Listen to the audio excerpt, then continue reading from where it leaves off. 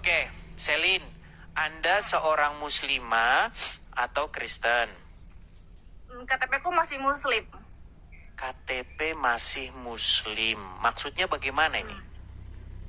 Iya, dulu dulu waktu aku kecil aku muslim. Terus mulai tahun 2017 tuh aku udah nyari-nyari perbedaan itu. Terus aku jadi sekarang lebih percaya ke Kristen ya. Lagi Itu karena diri aku sendiri, bukan karena orang lain. baik. Kita tes dulu gini, Selin. Di tempat saya ini terlalu banyak orang yang sudah keluar meninggalkan agama Islam. Tetapi orang-orang Islam tuh bilangnya begini, itu memang dari kecil sudah oten, nyamar, pura-pura, menyaru, begitu berbohong. Kita mau bukti nih, karena bukti bahwa seseorang itu muslim adalah dia bisa membunyikan huruf-huruf Arab. Coba, ketika kamu muslim dulu, bisa nggak kamu ingat-ingat bagaimana kamu ketika membaca Al-Quran? Atau gini, berapa lama sudah meninggalkan agama Islam? Dari tahun 2017. 2017, berarti sekitar 8 tahun yang lalu ya. Belum lama sebenarnya. Oke, coba bisakah kami mendengar jika kamu memang seorang muslim? Al-Ikhlas. Coba silakan. Bismillahirrahmanirrahim. Qul huwallahu ahad, Allahu somad, lam yalid walam yulad, walam yakul lahu kufuwan ahad. Oke, coba yang lain. Al-Fatihah. Silakan Al-Fatihah.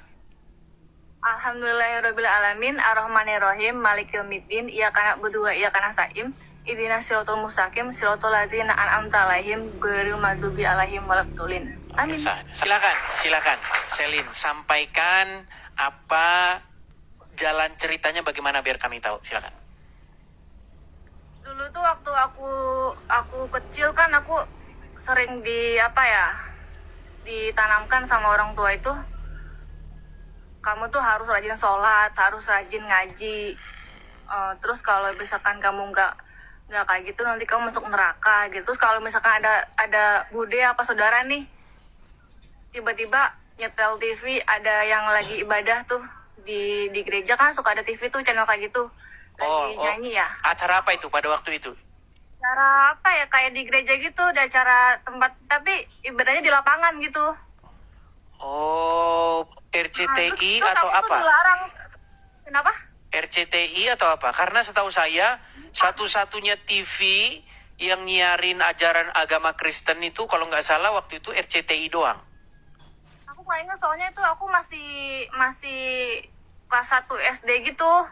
Oh, yang masuk TV itu ya pendeta-pendeta Kristen yang masuk TV itu ada Pak Gilbert Lumoindong, ada Philip Mantopa, kemudian ada siapa lagi? Kalau zaman dulu masih zamannya Pak Gilbert dulu, masih yang di TV. Masih rambutnya masih model zaman-zaman saya masih kecil juga itu, masih SD. Gitu kan? Yang kamu tonton siapa waktu itu? Apa Niko juga ada? Oh, nggak ingat. Pokoknya Oke, baik, nggak apa-apa, teruskan. Saya cuma pengen detailnya aja. Oke, terus lanjut. Ya, terus langsung suruh ganti gitu, matiin, jangan nonton itu. Terus langsung diganti berita gitu. Jadi aku pas udah gede itu mikir, kenapa sih keluarga tuh selalu kayak benci banget sama hal-hal kayak gitu. Kenapa gitu? Sampai aku penasaran sendiri kan. Oh, ternyata pas tahun 2017 tuh pas aku coba ke gereja, oh jadi gini gitu. Jadi tahu mereka tuh sebenarnya begitu tuh nyanyi, berdoa itu bener-bener memuji Tuhan dengan bahasa yang mereka mengerti gitu. Daripada aku yang ngaji tapi pakai bahasa Arab tapi aku nggak ngerti apa artinya gitu. Itulah yang akhirnya membuat kamu tergugah gitu ya. Ngapain kita kok kayak ngerapal bahasa tapi kita nggak tahu. Bukankah kita lebih bagus pakai bahasa kita sendiri gitu ya? Iya, dan bukan cuma itu juga. Aku tuh kalau sholat kayak monoton aja gitu. Ada gerakan ini itu, terus harus ngapalin ini itu. Gerakannya juga itu aja, udah gitu harus 5 waktu. Kadang suka keganggu waktu kerja gitu. Baik, ini pas, ini mantep bener. Ini statement luar biasa ini. Oke, gini. Jadi kalau kita mau jujur-jujuran ya, memang sholat itu adalah aktivitas yang seperti yang barusan kamu jelaskan. aktivitas-aktivitas yang sebenarnya ini kita nih ngapain sih gini-gini terus baca-baca huruf Arab terus gini terus udah begitu. Apa sih ininya gitu? Kamu ngerasa seperti itu ya? Ya, aku sendiri ngerasa kayak gitu. Dan yang lebih aneh lagi tuh, kentut juga batal. Kalau lagi mens juga nggak boleh. Aku sampai mikir, kenapa mens nggak boleh? Mungkin zaman dulu itu dulu banget nggak ada yang namanya softtek gitu ya. Jadi takut kemana-mana darahnya, makanya dilarang gitu sholat lagi mens gitu. Mungkin kalau sekarang kan udah modern ya, udah ada softtek bla bla bla gitu kan. Ya masa kayak gitu aja nggak boleh? Padahal aku aja di gereja kentut lagi mens juga nggak masalah gitu. Harusnya kan Tuhan itu melihat kita gimana cara kita itu niat kita itu mau memuji Tuhan gitu, bukan harus dengan penampilan kita apa gimana, kan harusnya nggak boleh gitu dong, namanya kan pilih kasih. Oke.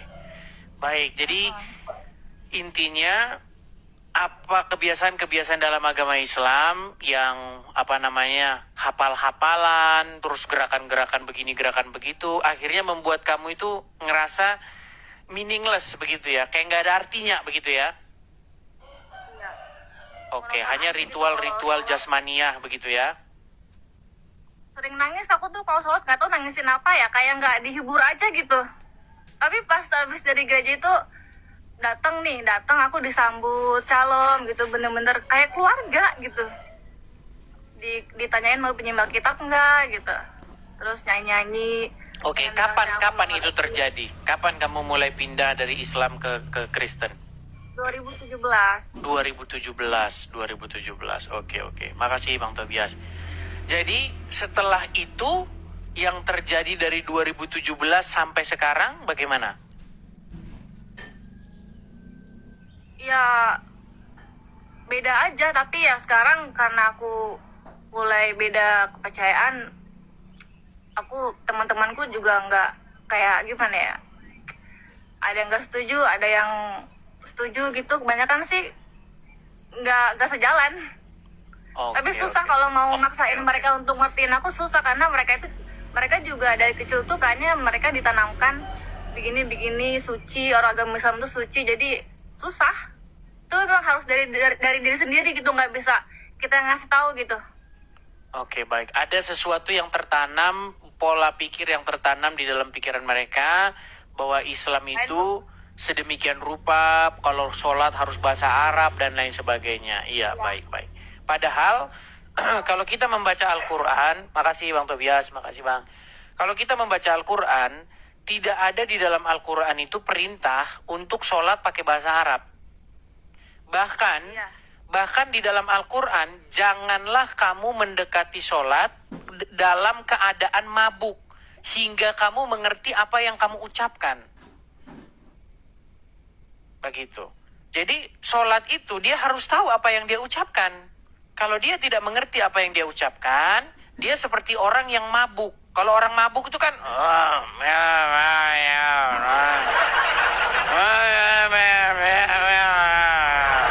orang mabuk kan seperti itu. Nah, Al-Quran melarang orang sholat dalam keadaan seperti itu. Nah, dari 1.000 orang muslim yang naik ke sini, 1.000-1.000-nya ditanya bacaan sholat itu dia nggak ngerti apa. Ketika dia sholat, dia mengucapkan kosakata, ditanya artinya, dia nggak ngerti, nggak tahu katanya. Seperti itu. Kalau sholat itu ada ngapalin yang gerakan ini bacaannya apa, disuruh ngapalin aja bahasa Arabnya, tapi aku juga nggak tahu apa artinya, jadi nggak ngerti gitu. Iya. Bahkan ya, kalau kita tanya orang muslim sendiri, dalam gerakan-gerakan itu sendiri, mereka tidak tahu kenapa begitu loh. Seperti itu. Misalnya begini ya, kita kasih contoh misalnya di gereja. Di gereja itu bermacam-macam gerakan orang. Ada yang tangannya begini. Ya kan? Ketika tangannya begini, itu kan lambangnya apa? Artinya dia menerima berkat dari surga. Meminta supaya dari surga itu turun. Rahmat, berkat, ya kan? Mujizat daripada surga. Betul? Makanya posisinya begini. Posisi ingin menerima. Betul? Nah, ketika muslim melakukan gerakan-gerakan sholat, begini contohnya, begini. Ini gerakan apa ini? Saya tanya orang muslim, saya pernah nanya dia. Kalau begini maksudnya apa? Artinya kata dia, oh itu supaya bebannya terlempar ke belakang. Bebannya terlempar ke belakang begitu kan? Terus ya, beban terlempar ke belakang ini ngarang dari mana? Sebenarnya mereka juga nggak tahu jawabannya, cuma mereka juga bingung gimana caranya ngebela agama mereka gitu, karena mereka sendiri nggak tahu itu juga aturan dari mana berdoa kayak gitu caranya gitu. Kalau menurut aku sih gitu. Iya, makanya seperti saya katakan ya, artinya ketika seseorang itu ditanya tentang agama Islam, kenapa begini, kenapa begitu, banyak, ya saya nggak bisa katakan semua ya, tapi gimana saya nggak bisa katakan semuanya? Masalahnya semuanya penjelasannya membuat saya menyimpulkan bahwa memang orang Islam nggak ngerti apa itu, kenapa dia begitu gitu loh. Tangannya begini-begini, kenapa tangannya begini? Dan tidak boleh lebih dari lutut. Harus sejajar sama lututnya. Terus habis itu tangannya begini. Kenapa harus begini? Seperti itu. Dan banyak hal lah sebenarnya. Gerakan-gerakan seperti itu yang ya orang Islam sendiri kalau ditanya ya memang udah begitu. Udah mau gimana? Dari kecil mereka udah diajarin yang mereka pikir ya itu udah kewajiban mereka gitu. Tapi asal usulnya mereka juga nggak tahu kenapa harus begitu cara berdoanya. Oke, hanya itu. Selin, ada lagi yang mau Aku disampaikan? nanya nih, Mas Edi. Apa itu? Mau nanya, Ya? katanya kalau kan aku belum nikah ya. Mm-mm. Aku bingung nih, kenapa sih kalau suami istri di entah itu agama Islam dong apa gimana nggak ngerti. Kalau misalnya suaminya itu selingkuh, terus kita tahu nih, kita punya bukti, kita nggak bisa ceraiin suami gitu, harus ke pengadilan. Tapi kalau laki-laki cuma ngomong talak doang langsung cerai, emang gitu? Kenapa sih? Iya, Jadi kayak karena di dalam agama Islam, rendah banget, nggak dihargai banget perempuan tuh. Makanya aku takut, sampai sekarang aku belum nikah takut. baik begini. Iya, di dalam agama Islam, memang laki-laki itu di ibaratnya perempuan itu seperti ladang di dalam agama Islam. Jadi yang bebas kamu datangi kapanpun, sesuka hati kamu. Nah, sementara ya, intinya begini, Islam itu mengajarkan kedudukan seorang wanita di dalam agama Islam itu memang dia itu diperlakukan semena-mena oleh laki-laki. Contoh seperti yang kamu katakan tadi, kita kalau mau menceraikan perempuan tinggal talak saja. Talak 1, talak 2, talak 3 biasanya seperti itu. Talak doang bisa cerai. Iya, kamu saya ceraikan. Ya udah, selesai. Bahkan di dalam agama Islam itu dibolehkan untuk memukul seorang perempuan, memukul istri. Tuh dengerin.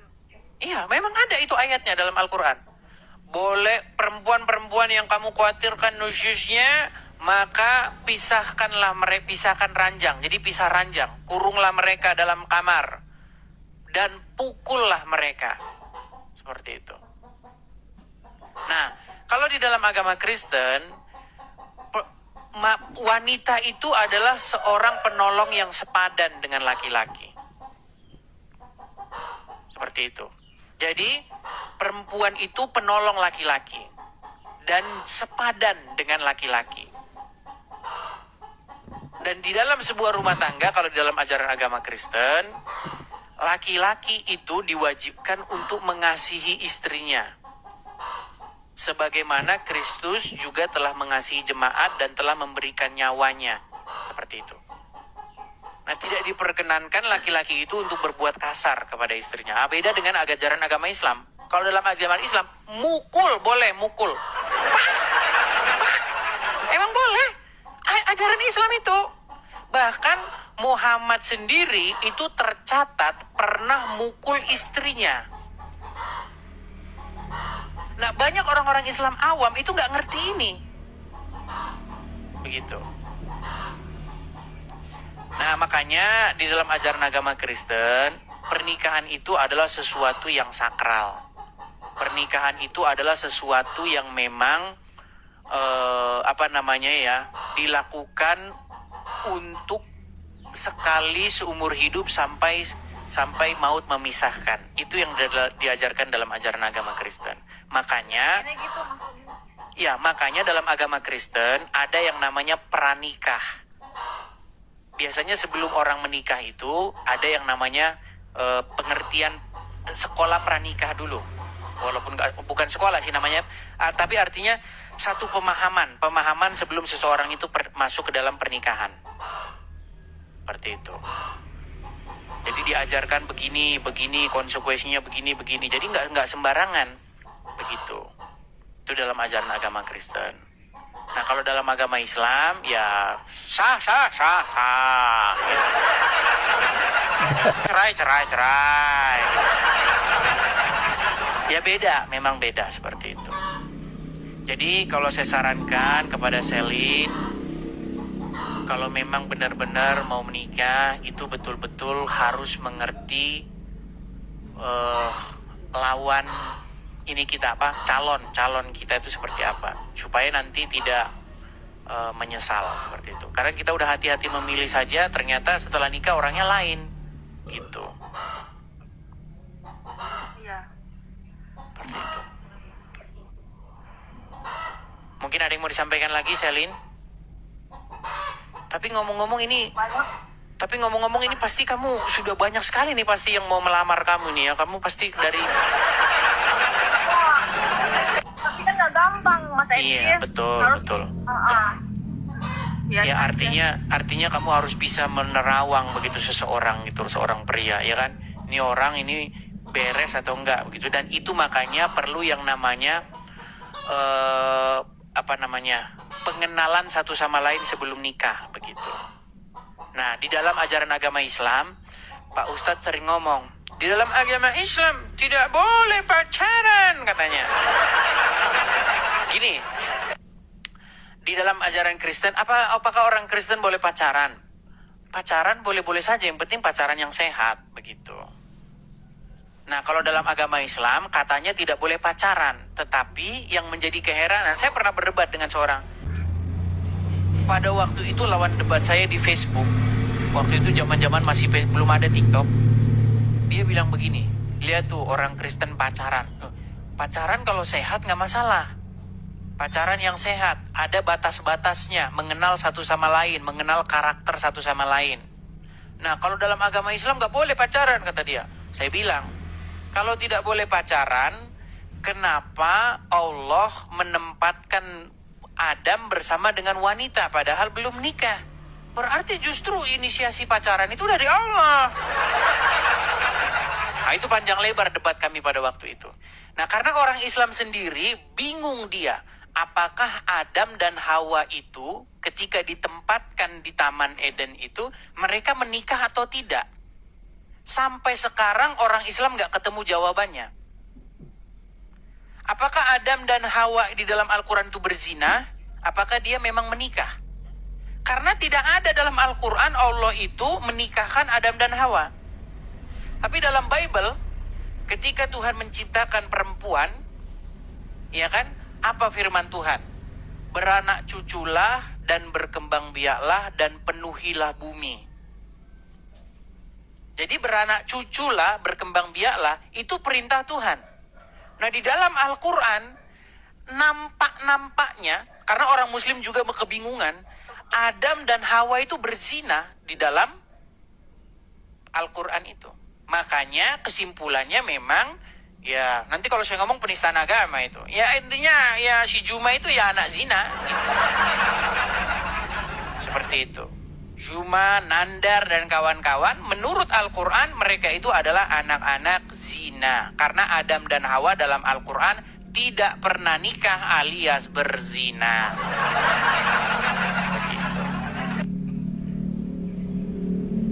Ya, aku juga takut di poligami, Mas Edis, kalau nikah Muslim itu. Kalau dalam Muslim wajib, nanti kamu susah masuk surga.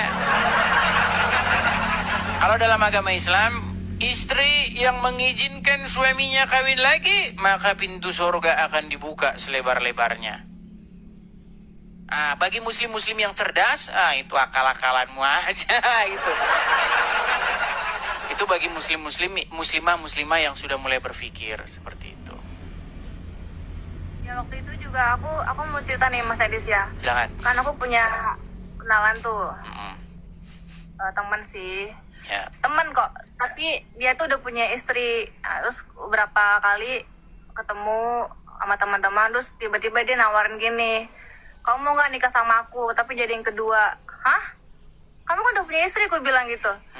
Ya emang kenapa gini ya pokoknya singkat cerita dia bilang gini, di dunia ini itu yang paling banyak itu perempuan, bukan laki-laki. Survei Jadi, dari mana? makanya kenapa Survei dari mana? nah itu dia yang mengklaim sendiri. Jadi makanya kenapa laki-laki tuh harus menikahi lebih dari satu perempuan, kata dia. Terus menurut kamu kalau misalkan lebih banyak perempuan, kamu harus nikah lebih dari satu gitu? Emang istri kamu nggak apa-apa? Istri saya nggak apa-apa, dia ngizinin kok. Hah? Kamu gila, kamu sakit ya, aku bilang. Kamu jangan gitu, itu namanya kamu menyakiti hati perempuan, aku bilang itu. Di situ aku berantem sama dia gara-gara aku nggak setuju dia mau nikah lagi, tapi dia nggak kasihan sama istri dia gitu. Iya. Tapi dia tetap aja kekeh. Dia merasa opini dia tuh benar dengan ajaran dia, kali nggak ngerti juga. Tapi gimana ya, masa dia nggak punya perasaan sih? Dulu dia nikahin istrinya pakai cinta, pakai sayang, tapi sekarang dia malah kayak gitu. Jadi kayak nggak menghargai perempuan banget gitu. Aku udah bilang sama dia sampai aku berantem, kamu jangan kayak gitu, kasihin istri kamu. Walaupun dia bilang nggak apa-apa, tapi kamu nggak tahu gimana perasaan dia, aku bilang itu. Sakit tahu hati dia. Iya, itu seperti yang dialami oleh istrinya Agim, Teteh. Siapa namanya? Teteh siapa? Istrinya Agim kan seperti itu. Agim kan nikah lagi pada waktu itu kan. Akhirnya cerai dengan istrinya, tapi akhirnya kembali lagi rujuk seperti itu. Ya, Arman Maulana, tahu kan Arman Maulana, vokalisnya Gigi, tahu kan? Dia itu seorang Muslim, tetapi dia saja tahu seperti itu bahwa memperlakukan wanita seperti itu akan menyakitkan. Kan ada liriknya itu. Berawal dari Facebook baruku, kau datang dengan cara tiba-tiba, kan? Terpikir hati untuk mendua, tapi nurani tak bisa mendua. Ku hanya bisa berbagi. Seperti itu. Artinya memang hati nurani itu memang tidak bisa dibodohi, begitu. Ya kan? Artinya itu pasti akan membuat hati istrinya itu pasti ya sakit lah, seperti itu. Nah, bagaimana mungkin di dalam ajaran agama Islam itu mengajarkan yang demikian? Bahkan disunahkan, itu sunnah, ya kan? Sunnah, kalau menikah lebih daripada satu itu justru mengikuti Muhammad. Tapi ini percaya nggak percaya ya, survei yang saya lakukan kepada banyak seorang perempuan muslimah, mereka tidak setuju dengan poligami. Seperti itu. Jadi memang ya hati nurani sendirilah memutuskan Islam itu menurut Anda pantas nggak diikuti, gitu aja. Kadang-kadang kita nggak usah jauh panjang lebar kali tinggi bahas kemana-mana, tapi nggak ini. Yang sederhana-sederhana sajalah. Islam itu kan mengajarkan begini, ya kan? Dan lain sebagainya seperti itu. Iya Mas Edes, kasihan aja gitu yang mau dipoligami. Cuma karena dijanjiin surga atau gimana nggak ngerti. Ya, katanya istri yang mengizinkan suaminya kawin lagi, maka pintu surga akan terbuka lebar. Tahu gitu, semua perempuan juga nggak mau lah diduain. Gak masuk akal banget. Ya, kadang-kadang kalau kita berpikir ya bisa jadi itu ya cuman karang-karangannya yang nulis hadis itu aja gitu. Kalau dia anak dari kecil udah agamis, udah ditanamkan seperti itu ya susah. Dia percaya aja gitu. Ya. Oke, hanya itu. Selin, ada lagi yang mau disampaikan? Banyak sih cerita, tapi udahlah, kasihan yang lain dulu.